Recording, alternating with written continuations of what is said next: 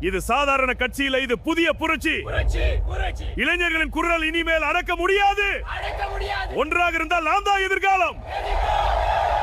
Cockroach Janata party உண்மையில் என்ன? ஒரு வார்த்தை ஒரு நாட்டிலேயே கோபத்தை கிளப்ப முடியுமா? இப்போ இந்தியா முழுக்க வைரலாகிற பெயர் கோக்ரோச் ஜனதா பார்ட்டி. ஆனா இது சாதாரண மீம் இல்ல. இதுக்கு பின்னாடி ஒரு பெரிய காரணம் இருக்கு.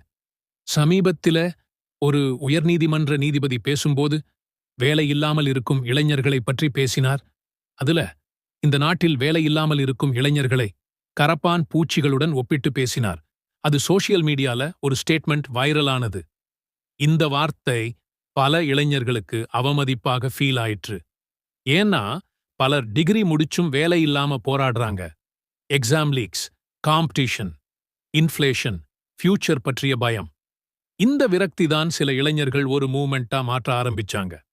அதுதான் காக்ரோச் ஜனதா பார்ட்டி. அவர்கள் சொன்ன மெசேஜ் என்ன தெரியுமா? நீங்க எங்களை காக்ரோச்னு நினைச்சாலும் நாங்க சர்வைவ் பண்ணுவோம்.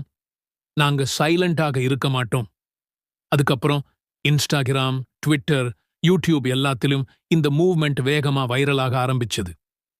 சிலர் இத ஜஸ்ட் மீம் கல்ச்சர்னு சொல்றாங்க. சிலர் இத ஜென் ஜி ஃப்ரஸ்ட்ரேஷனோட வாய்ஸ்ன்னு சொல்றாங்க. ஆனா ஒரு விஷயம் மட்டும் உண்மை. ஒரு வார்த்தை லட்சக்கணக்கான இளைஞர்களோட கோபத்தை வெளியில் கொண்டு வந்திருக்கு. இது ஒரு ஜோக்கோ அல்ல புதிய தலைமுறையின் புரொட்டஸ்டா?